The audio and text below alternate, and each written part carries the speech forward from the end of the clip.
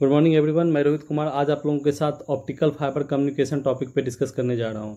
इस लेक्चर में हम लोग देखेंगे ऑप्टिकल फाइबर कम्युनिकेशन क्या होता है, इसका वर्किंग प्रिंसिपल क्या है, इसके ब्लॉक डायग्राम को समझेंगे और लास्ट में हम लोग इसके एडवांटेजेस और डिसएडवांटेजेस को डिस्कस करेंगे। तो आइए स्टार्ट करते हैं। सबसे पहले ऑप्टिकल फाइबर कम्युनिकेशन, या इसको बोलते हैं फाइबर ऑप्टिक कम्युनिकेशन।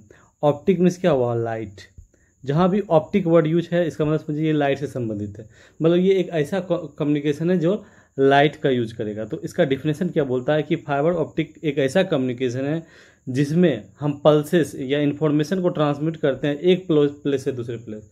कोई भी कम्युनिकेशन में क्या करते हैं, हम इन्फॉर्मेशन ट्रांसमिट करते हैं एक प्लेस से दूसरे प्लेस। उसका तरीका अलग होता है। इसमें क्या होता है, by sending pulses of infrared light. Infrared light का पल्सेस भेजते हैं। अब इंफ्रारेड ट्रेवल किस में करेगा? Through an optical fibre. ठीक है, मतलब क्या, ये एक ऐसा तरह का कम्युनिकेशन सिस्टम है जिसमें हम ऑप्टिकल फाइबर यूज करते हैं, जिसके थ्रू हम लाइट पल्सेस भेजते हैं और उसी लाइट पल्सेस में हमारा क्या होता है, इन्फॉर्मेशन अटैच होता है।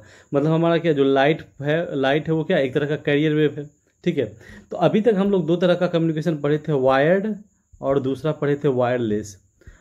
ठीक है, और ये अब हम देख रहे हैं तीसरा फाइबर ऑप्टिक। अब हम तीनों में थोड़ा सा कंपेयर कर लेते हैं।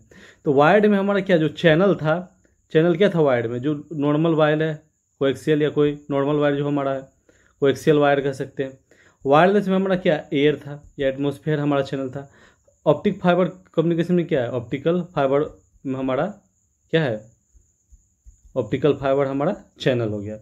अब जो हमारा इसका क्या था, ये इसमें कैरियर क्या था? वायर्ड में हमारा कैरियर क्या था, इलेक्ट्रिकल सिग्नल। ठीक है, हम लोग देख चुके हैं जो नॉर्मल हमारा होता है। वायरलेस में हमारा क्या था, ईएम वेव, इलेक्ट्रोमैग्नेटिक वेव। और ऑप्टिकल फाइबर में क्या होगा, लाइट पल्सेस हमारा कैरियर होगा। ठीक है, तो ये आपस में सबका कंपैरिजन था। अब क्या, ये सिंपल सा ऑब्वियस तीन चीज़ होता है कम्युनिकेशन में, एक ट्रांसमीटर सेक्शन, एक रिसीवर सेक्शन और एक हमारा चैनल। तो हमको यहाँ पर जो फोकस करना है, चैनल में फोकस करना है, क्योंकि ट्रांसमीटर रिसीवर ऑलमोस्ट थोड़ा थोड़ा चेंज होकर सब सेम ही होगा। तो हमको जो मेन फोकस करना है, हमको ऑप्टिकल फाइबर, जो हमारा चैनल है जो क्या है, ऑप्टिकल फाइबर का है, तो उस पर हमको फोकस करना और उसी के बारे में हमको स्टडी करना है। ठीक है, तो अब हम आते हैं ऑप्टिकल फाइबर के पार्ट्स पे। अगर ऑप्टिकल फाइबर का एक सिंपल सा एग्जांपल हम लोग ध्यान में लाए, तो हम लोग मेला जाते थे बचपन में, या नहीं अभी देखिए मेला, बचपन में तो उस समय तो नहीं था उतना। अभी जाइए आप मेला जाइए तो एक इस तरह का डिवाइस होता है स्क्वायर शेप में, और इसमें बहुत सारा इस तरह करके निकला होता है, और ऊपर एकदम एकदम एज पे क्या लाइट जलता है। ये पूरा नहीं चमकता है, बस इस डिवाइस का ऐसे ऐसे ऐसे करके निकला रहेगा और ये एज पे लाइट जलता है। तो ये एक तरह का वो क्या है, ऑप्टिकल फाइबर का एग्जाम्पल है, और ये हमारा सजावट के काम में आता है। तो अब हम ऑप्टिकल फाइबर का मेन हम पार्ट्स का बात कर रहे हैं, तो मेन तीन पार्ट्स होता है। ठीक है, एक सबसे जो मेन पार्ट हमारा होता है, कोर होता है, जो हमको सिलिका ग्लास का बना होता है। ठीक है, एक होता है कोर, जो सिलिका ग्लास, उसको कवर करता है क्लैडिंग। ठीक है, जो कोर का होता है, कोर सबसे अंदर वाला पार्ट हुआ तो म्यू1, इसका रिफ्रैक्टिव इंडेक्स है।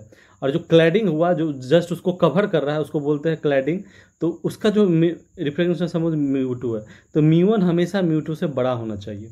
ठीक है, अब उसको फिर ओवरलैप करते हैं, जिसको हम बोलते हैं फाइबर जैकेट, इसको भी ओवरलैप कर सकते हैं। तो जो हमारा ऑप्टिकल फाइबर होता है ओरिजिनली होता है बहुत ही पतला होता है, जैसे आपका सर का बाल इतना पतला, मतलब 8 माइक्रोमीटर 10-20 माइक्रोमीटर, इतना पतला होता है। ठीक है, तो क्या है, इसको टूटने का डर होता है। तो इसीलिए ये क्या है, इसको हम बार बार ओवरलैप करते हैं, और ओवरलैप करके थोड़ा इसको मोटा बनाते हैं ताकि हमारा ये इजीली टूटे नहीं। तो हमारा जो सबसे मेन पार्ट है वो कोर है, जो सिलिका ग्लास का बना है। इसका रिफ्रेक्टिव का म्यू1 है, और हमारा क्लैडिंग का क्या है, म्यू2। और हमेशा हमको क्या ध्यान रखना है, म्यू1 ग्रेटर देन म्यू2। बहुत ज़्यादा डिफरेंस नहीं होता है। अगर इसका 1.48 है तो इसका म्यू2 का हमारा 1.43, इस तरह से कुछ होगा, 1.42 होगा, 1.38 होगा। ठीक है, मतलब आसपास ही रेंज में, लेकिन बस कम होगा। तो ये हुआ मेन पार्ट। अब हमको पता करना कि क्या किस प्रिंसिपल पर ऑप्टिकल फाइबर कम्युनिकेशन वर्क करता है। तो हमारा जो प्रिंसिपल है, टोटल इंटरनल रिफ्लेक्शन के काम करता है। देखिए यहाँ N1 है हमारा वाटर का हमको म्यू क्या पता है, 1.33। एक एग्जांपल लिए, N2 हमको हमारा सिंपली एयर है, जिसका हमको म्यू क्या होता है, 1। तो हम देख सकते हैं म्यू1 इज ग्रेटर देन क्या है, म्यू2। ठीक है, और जो हमारा वेव जा रहा है म्यू1 से म्यू2 जा रहा है। ठीक है, ये ध्यान रखना, हमेशा क्या जा रहा है, N1 हमारा बड़ा है, तो N1 से N2 हमारा मतलब वाटर से जो हमारा वेव जा रहा है वो हमारा एयर की तरफ जा रहा है, ठीक है। तो अब हम देखिए कि ये आपको देख सकते हैं कि ये सब क्या है, आपको वाटर से जा रहा है और एयर में चला जा रहा है। कब तक? जब तक हमारा ये θ1 से बढ़ते बढ़ते ये θc तक। जैसे θc होता है ये इधर जाने के बजाय नॉर्मल के परपेंडिकुलर मुड़ जाता है, ठीक है। θc पे क्या होता है, जब हमारा एंगल θc हो तो क्या होता है, जो वेव है एयर में जाने के बजाय इस नॉर्मल, ये क्या है, नॉर्मल के परपेंडिकुलर मूव कर जाता है। तो इस θc को हम बोलते हैं क्रिटिकल एंगल। θc को क्या कहते हैं? Critical angle. तो ये क्या होता है? क्रिटिकल एंगल क्या होता है? Angle of incidence. ये क्या? एंगल ऑफ इंसिडेंस जिसके लिए हमारा जो एंगल ऑफ रिफ्लेक्शन, ये हुआ क्या हमारा एंगल ऑफ रिफ्लेक्शन 90 डिग्री होता है, किसके? नॉर्मल के, उसको बोलते हैं θc। यहाँ भी हम फिर से एक बार दिखा दिए हैं कि ये हमारा क्या इंसिडेंट रे है और ये मुड़ गया ये रिफ्लेक्टिव रे, तो हमारा क्या है, ये θc एंगल ऑफ इंसिडेंस है। तो एंगल ऑफ इंसिडेंस से बड़ा ये जो होगा हमारा हमेशा ग्रेटर देन θc होगा। एंगल ऑफ इंसिडेंस से बड़ा कोई भी अगर इस पर पड़ेगा ना तो वो अंदर ही रिफ्लेक्ट हो जाएगा, ठीक है। वो एयर में पेनिट्रेट नहीं करेगा, वो इसी मीडियम में फिर से रिफ्लेक्ट बैक हो जाएगा, ठीक है। तो मतलब क्या, हमको इन टोटल इंटरनल रिफ्लेक्शन के लिए एक चीज़ ध्यान में, दो चीज़ यहाँ पर हम समझे कि हमको दो सबसे इंपॉर्टेंट पॉइंट है। पहला कि जो N1 होना चाहिए वो ग्रेटर देन, मतलब जो मीडियम से जिससे ट्रेवल करेगा और जिससे टकराएगा मीडियम, मतलब ये जो सरफेस है जा किससे और किस में जा रहा है, तो उसका जो रिफ्लेक्टिव है जिससे जा रहा है वो ज़्यादा होना चाहिए और जिसमें जाएगा उससे, ठीक है। और दूसरा हमारा क्या है कि जो एंगल होना चाहिए वो हमेशा, जो एंगल ऑफ इंसिडेंस QI हमेशा ग्रेटर देन क्या होना चाहिए? Critical angle. यहाँ से दो चीज़ समझ में आया है कि हमको टोटल इंटरनल रिफ्लेक्शन कराना है, तो ये दो इंपॉर्टेंट चीज़ है, इसको ध्यान में रखेंगे, इसी के थ्रू होगा, ठीक है। अब हम देखते हैं कैसे होता है। ये हमारा यहाँ एयर से आ रहा है, ठीक है, एयर से आ रहा है, तो एयर से आया। अब ये हमारा कोर है, ये जो बीच वाला पोर्शन है कोर है, ठीक है। बीच वाला पोर्शन हमारा क्या है? कोर है। और ये जो हमारा कोर से जस्ट सटा हुआ पोर्शन है वो हमारा क्या है? क्लैडिंग है। तो हमको पता है कोर का μ1 है या N1 ही मानते हैं रिफ्लेक्शन, और क्लैड का क्या? N2। N1 greater than N2। अगर N2 बड़ा हो गया तो ये पेनिट्रेट हो गए, इधर चल जाएगा रे, ठीक है। अब हमारा क्या है, ये रे हमसे यहाँ टकराया। अब ये हमारा θc बना रहा है, ठीक है। अगर θc हमारा लेस थीटा, जो ये एंगल ऑफ इंसिडेंस है, सॉरी एंगल ऑफ इंसिडेंस है, तो अगर angle of incidence less than angle theta of c हुआ, मतलब क्रिटिकल एंगल, तो ये हमारा इधर पेनिट्रेट कर जाएगा रे।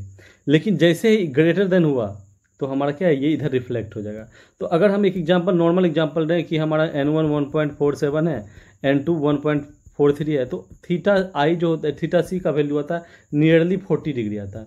मतलब अगर हम 40 डिग्री से ये हमको, अगर ये 40 डिग्री से ज़्यादा है तो हमारा ये क्या है, रिफ्लेक्ट बैक के इसी मीडियम में प्रोपेगेट किया, फिर ये हमारा 40 डिग्री से ज़्यादा होना चाहिए, फिर ये रिफ्लेक्ट होकर आएगा, फिर आएगा। इस तरह से ये क्या है, ऑप्टिकल फाइबर के अंदर हमारा लाइट प्रोपेगेट करता है, ठीक है। ये हमारा रे है, ये 40 रे।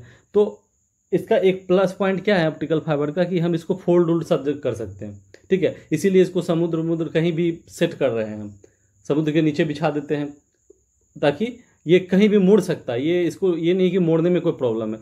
तो इसीलिए ये जो रे है आराम से ट्रेवल करता है और ये स्पीड बहुत हाई देता है, 100 Mbps इजीली दे देता है, ठीक है। तो हमको क्या ध्यान में रखना है कि एक तो पहला कि ये काम हो क्या कि μ1 ग्रेटर देन μ2, दूसरा क्या हो, θi हमेशा θc हो। ऐसे नहीं यहाँ सपोज हम मानते हैं यहाँ हम 45 डिग्री पर किए, यहाँ पर रिफ्लेक्ट होकर 42 हो गया, यहाँ फिर से 41 पॉइंट समथिंग हो, ऐसे करके एक टाइम पर अगर वो जैसे ही लेस देन θc हो गया तो फिर वो आउटपुट हमको देगा ही नहीं, वहीं पर ट्रेवल करके बाईपास हो जाएगा, ठीक है। अगर सपोज यहाँ मानते हो 38 डिग्री हुआ, हमको 40 डिग्री चाहिए था, तो अब क्या है, ये रिफ्लेक्ट होने के बाद जो आउटपुट आने के बजाय ये क्या है, ऐसे पेनिट्रेट कर जाएगा, फिर हमको आउटपुट नहीं मिलेगा। तो ये दोनों चीज़ हमको ध्यान में रखना है कि एक तो N1 ग्रेटर देन N2 होना चाहिए और हमको θi ग्रेटर देन θc होना चाहिए। तो जैसे अगर 40 डिग्री है तो हम इसको 80 डिग्री ले लेते हैं, तो कितना भी लंबा रहे, कितना भी दूर रहे, हमको कभी भी वो 40 तक नहीं पहुंचेगा, ठीक है। तो ये चीज़ का ध्यान रखना चाहिए, ठीक है। तो अब हम इसका ब्लॉक डायग्राम को डिस्कस करते हैं। जो ऑप्टिकल फाइबर कम्युनिकेशन उसका ब्लॉक डायग्राम क्या है, इसमें कुछ भी नहीं, इन्फॉर्मेशन सोर्स, इनकोडर, मॉड्यूलेटर सब आप जानते हैं, ठीक है। हमको क्या है, अब क्या है, हमको लाइट, जो हमारा ये क्या है ऑप्टिक फाइबर केबल है, तो ये क्या है, लाइट, इसके अंदर लाइट जाएगा। तो अब क्या है, जो हमको सिग्नल भी यहाँ होना चाहिए, लाइट होना चाहिए, लाइट एनर्जी होना। तो लाइट कौन इमिट करता है, या तो लेजर या तो डायोड, लेजर या LED। दोनों का आपको प्रिंसिपल पता है। एलईडी किस पे वर्क करता है, recombination of charge carriers. Direct एक नंबर में पूछ देता है, एलईडी का वर्किंग प्रिंसिपल क्या है, रिकॉम्बिनेशन ऑफ चार्ज कैरियर्स। और लेजर का क्या है, पॉपुलेशन इन्वर्जन। ठीक है, ये दोनों को ध्यान में रखना। तो यहाँ या तो यहाँ से हमारा जो सिग्नल आया, तो यहाँ से हमको या तो एलईडी या लेजर के थ्रू हम लाइट इमिट करेंगे, और ये क्या है, हमको ऑप्टिक फाइबर केबल के थ्रू यहाँ आएगा। यहाँ अब लाइट आया तो इसको लाइट को डिटेक्ट करना है। लाइट ये क्या, लाइट सोर्स है, ये लाइट इमिट किया, लाइट भेजा। अब लाइट को डिटेक्ट भी तो करेगा कि हाँ लाइट हमको मिल रहा है, तो ये लाइट डिटेक्ट करेगा। अब हमको पता है, अब उसके बाद डीमोडुलेट करेगा, डिकोड करेगा, और हमको फाइनल आउटपुट मिल जाएगा। ठीक है, इसमें ब्लॉक डायग्राम ऐसा कुछ भी नहीं है, सब सिंपल है। इन्फॉर्मेशन सेंसर क्या है, इन्फॉर्मेशन जनरेट करता है, इनकोडर उसको इनकोड करेगा, या कर सकते हैं डिजिटल में कन्वर्ट करने का काम कर देगा। मॉड्यूलेटर हम उसको मॉड्यूलेट करके हम भेज दिए। अब भेजे किसकी मदद से, लाइट सिग्नल। लाइट सिग्नल के लिए हम लेजर या एलईडी का यूज़ करेंगे, जो हमारा ऑप्टिक फाइबर केबल के थ्रू प्रोपोगेट किया। और हमको जब आउटपुट पे हमको रिसीवर में क्या हुआ, उसको उस लाइट को रिसीव करने के लिए हम लाइट डिटेक्टर का यूज किए, उसका आउटपुट को हम डीमोडुलेट किए, और फिर उसको डिकोड करके हमको जो ओरिजिनल सिग्नल था उसमें हमको मिल गया। ठीक है, ये सिंपल सा ब्लॉक डायग्राम है, आई होप समझ में आएगा। ठीक है, अब हमको क्या है, अब इसमें हमको कुछ प्रूफ करना है। दो चीज़ प्रूफ करना है, पहला है न्यूमेरिकल एपरेचर क्या होता है, और दूसरा है एंगल ऑफ एक्सेप्टेंस क्या होता है। ठीक है, दो चीज़ हमको इसमें जानना है। तो इसके लिए सबसे पहले हम देखते हैं कि इंटरनल रिफ्लेक्शन लाइट करने के लिए दो कंडीशन है, हम बात कर चुके हैं। पहला क्या है, N1 ग्रेटर देन होना चाहिए, दूसरा क्या है, थीटा आई ग्रेटर देन थीटा सी होना चाहिए। अब स्नेल्स लॉ क्या बोलता है, N1 साइन थीटा आई मतलब equal to N2 sine theta r. मतलब थीटा आई क्या हुआ, angle of incidence, theta r क्या हुआ, एंगल ऑफ रिफ्लेक्शन। मतलब एंगल ऑफ इंसिडेंस अगर हमारा थीटा सी होगा, आपको पता है, तो हमारा क्या हो जाता है, रिफ्लेक्शन क्या होता है, 90 डिग्री। हम लोग देख चुके हैं कि जब भी हमारा थीटा आई थीटा सी होगा, थीटा आई जब थीटा सी होगा, तो ये क्या होगा, 90 डिग्री पर इसके नॉर्मल के 90 डिग्री मूव कर जा रहा है। तो हम यह उसी कंडीशन को पुट करेंगे। ये हमारा स्नेल्स लॉ हुआ, तो थीटा आई क्या हुआ, थीटा सी, थीटा 90 डिग्री। तो हम N1 sine theta c is equal to N2 sine 90, sine 90 का वैल्यू 1 होता है, तो हमको क्या मिल गया, N1 sine theta c is equal to N2। यहाँ से मिल गया sine theta c is equal to N2 by N1, एक इक्वेशन मिला। या कह सकते हैं थीटा सी हमको मिल गया sine inverse N2 by N1, ये हमको इक्वेशन फर्स्ट मिल गया। अब हम लोग देखेंगे एक्सेप्टेंस एंगल क्या होता है, इसको डिनोट करते हैं थीटा है। तो एक्सेप्टेंस एंगल वो मैक्सिमम, ये हम मानते हैं थीटा है, ठीक है। तो वो मैक्सिमम एंगल होता है, मैक्सिमम एंगल जिस पे जब हमारा लाइट रे कोर में इंटर करे तो क्या है, प्रोपागेट करे, ठीक है, ना कि पेनिट्रेट ना करे, ठीक है, ये नहीं होना चाहिए। वो क्या है, अपना टोटल इंटरनल रिफ्लेक्शन का टेक्स प्लेस हो उसके अंदर, कोर के अंदर, और वो प्रोपागेट करे। तो उस मैक्सिमम एंगल को कहते हैं थीटा ए। तो अगर सपोज ये थीटा ए या एंगल ऑफ एक्सेप्टेंस एंगल है, तो इधर से भी एक सेम एंगल को थीटा ए लेंगे, ठीक है। और ये जो कोण बनता है इसको बोलते हैं एक्सेप्टेंस कोण, ठीक है। इस कोण को क्या बोलते हैं, एक्सेप्टेंस कोण। तो इस एक्सेप्टेंस कोण पे जितना भी रे इंटर हमारा करेगा वो सब क्या करेगा, प्रोपगेशन में भाग कर लेगा। मतलब क्या, कोर के अंदर टोटल इंटरनल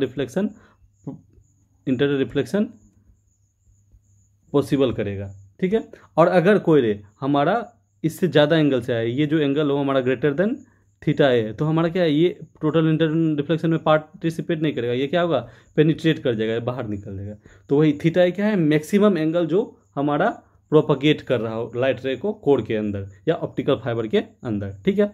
अब एक और कॉन्सेप्ट देखिए, यहाँ एयर से हमारा लाइट रे जाएगा, तो एयर का एन नोट हम माने, एयर का रिफ्लेक्टिव क्या माने, एन नोट हमको पता है 1 होता है।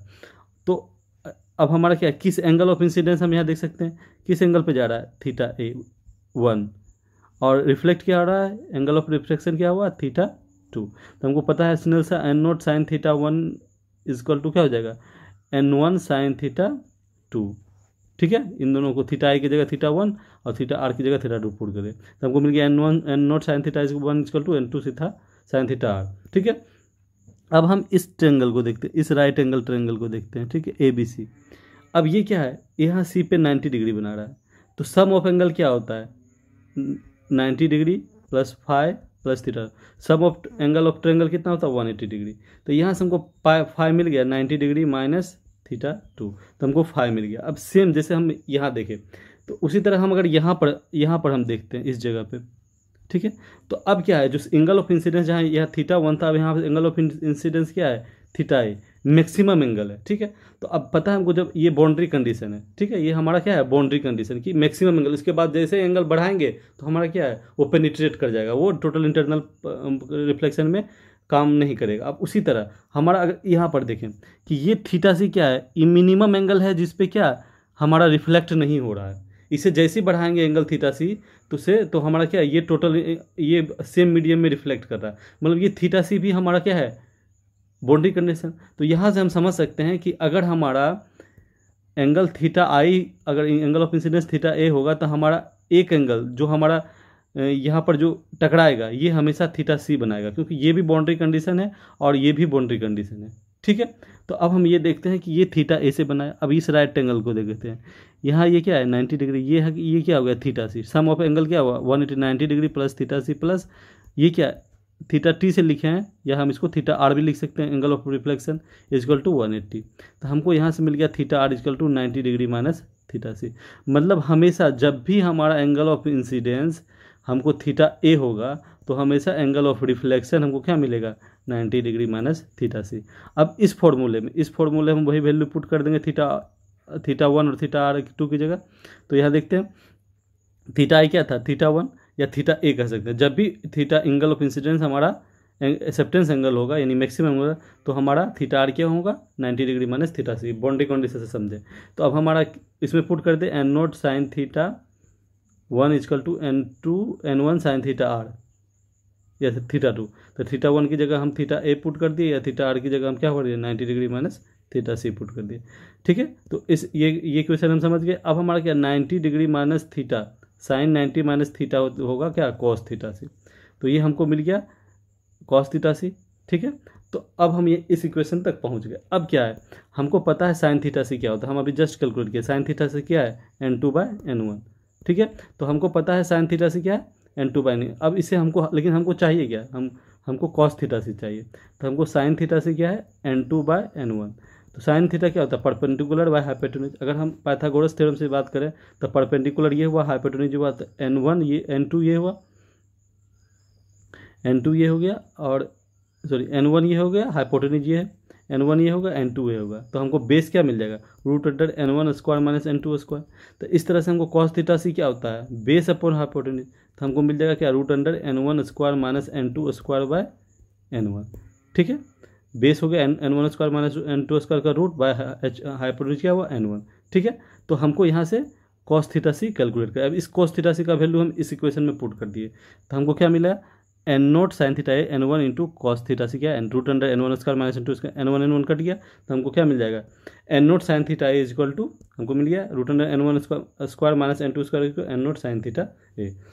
हमारा एक्सेप्टेंस एंगल क्या होता है थीटा। अब यहाँ से थीटा ए कैलकुलेट कर लिए तो क्या हो जाएगा थीटा साइन इनवर्स हमको n1 square minus n2 square is equal to क्या हो गया एन नोट साइन थीटा ए।